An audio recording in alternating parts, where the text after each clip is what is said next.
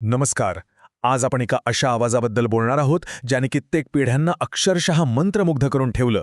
एक असा आवाज जो संघर्ष, प्रेम, वेदना आणि विजय या सगळ्या भावनांचं प्रतीक बनला. तो आवाज आहे आशा भोसले यांचा. आणि आज आपण त्यांच्या याच अतुलनीय प्रवासाची गोष्ट उलगडणार आहोत. हे शब्द त्यांच्या निधनाच्या बातमीसोबत आले होते आणि त्यांनी जणू काही संपूर्ण देशाच्या भावनाच व्यक्त केल्या. 8 दशकं, जरा विचार करा, केवढा मोठा काळ आहे हा. एका कलाकाराने आपलं संपूर्ण आयुष्य कलेसाठी वाहून दिलं आणि अखेर त्या जादुई सुराचा प्रवास थांबला. चला तर मग त्यांच्या या अद्भुत प्रवासाला समजून घेण्यासाठी आपण त्या क्षणापासूनच सुरुवात करूया जिथे एका युगाचा खऱ्या अर्थाने अंत झाला. मुंबईच्या ब्रीच कँडी रुग्णालयात वयाच्या 92व्या वर्षी त्यांनी अखेरचा श्वास घेतला आणि त्यांच्या जाण्याने भारतीय संगीतातील एक सुवर्णयुग खऱ्या अर्थाने संपलं. एक असा आवाज शांत झाला ज्याने कोट्यावधी लोकांच्या आयुष्यात सूर आणि रंग भरले होते. पण हा जो दैवी सूर होता ना, तो काही सहज गवसलेला नव्हता. त्याची मुळं ही संघर्षाच्या आणि प्रचंड कष्टाच्या मातीत अगदी खोलवर रुजलेली होती. चला थोडं मागे जाऊया आणि बघूया की हा आवाज कसा घडला. इथे बघा, 1933 साली सांगलीत जन्म. वडील गायक दीनानाथ मंगेशकर, त्यामुळे घरात संगीताचं वातावरण.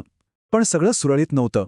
वयाच्या अवघ्या 9व्या वर्षी वडिलांचं छत्र हरपलं आणि संपूर्ण कुटुंबावर मोठं आर्थिक संकट कोसळलं. आणि याच गरजेपोटी आशाताई आणि त्यांच्या मोठ्या बहीण लता मंगेशकर यांना लहान वयातच कुटुंबाची जबाबदारी खांद्यावर घ्यावी लागली आणि इथूनच त्यांच्या व्यावसायिक कारकिर्दीला सुरुवात झाली. आता आपण त्यांच्या आयुष्याच्या एका अशा पैलूवर बोलूया जो खूप महत्त्वाचा आहे आणि तितकाच वेदनादायी सुद्धा. म्हणजे एकीकडे व्यावसायिक यशाचं शिखर होतं, पण त्यामागे वैयक्तिक संघर्षाची एक खोल दरी होती. त्यांच्या आयुष्यात हे दोन्ही प्रवाह नेहमीच एकत्र वाहत होते. ही स्लाइड त्यांच्या आयुष्याची 2 टोकं दाखवते. एकीकडे बघा त्यांची कला काय होती, ती अगदी दैवी. शास्त्रीय संगीत, गझल, पॉप, कॅबरे असा एकही प्रकार नव्हता जो त्यांनी गायला नाही आणि गाजवला नाही. पण मग दुसरी बाजू बघा, त्यांचं वैयक्तिक आयुष्य खूप वेदनादायी होतं.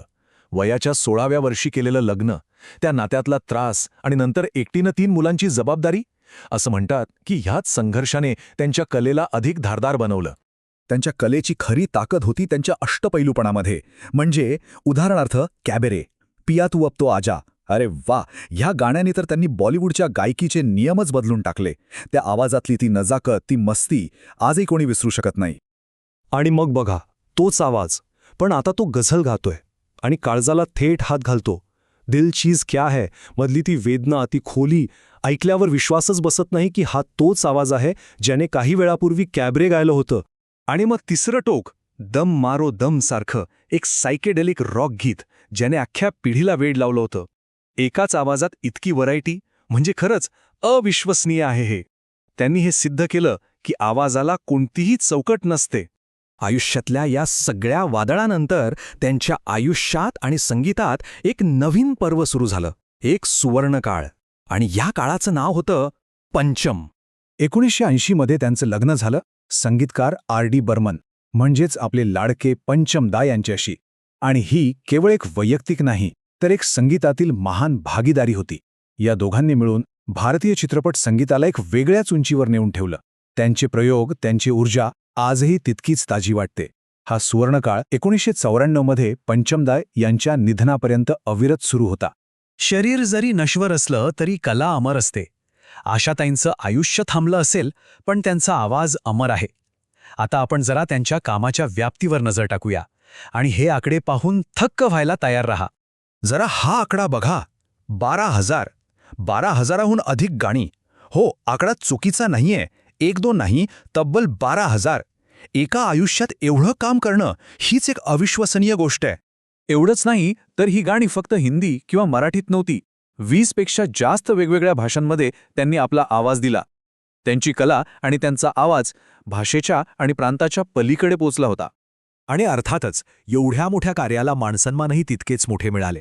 गिनीज वर्ल्ड रेकॉर्ड तर आहेच, पण त्यासोबतच चित्रपटसृष्टीतील सर्वोच्च दादासाहेब फाळके पुरस्कार, देशाचा दुसरा सर्वोच्च नागरी सन्मान पद्मविभूषण आणि असंख्य फिल्मफेअर आणि राष्ट्रीय पुरस्कार, ही यादी खरोखर न संपणारी आहे आणि त्यांच्या महानतेची साक्ष देते. आणि मग तर संगीतच नाही, तर त्याच्या पलीकडेही त्यांची एक ओळख होती. त्या एक यशस्वी उद्योजिकासुद्धा होत्या. त्यांची आशाज नावाची रेस्टॉरंटची साखळी आजही जगभरात प्रसिद्ध आहे. हे त्यांच्या बहुआयामी व्यक्तिमत्वाला दाखवून देतं. त्या फक्त एक कलाकार नव्हत्या, तर एक दृष्ट्या होत्या. तर मग हा सगळा प्रवास पाहिल्यावर एक प्रश्न मनात येतोच. एका आवाजात किती आयुष्य सामावलेली असू शकतात? एका मुलीचं, एका बहिणीचं, एका पत्नीचं, एका आईचं, एका कलाकाराचं आणि एका विजेत्याचं. आशा भोसले यांचा आवाज या सगळ्याचं प्रतीक आहे. तो आवाज जो कायम आपल्यासोबत राहील.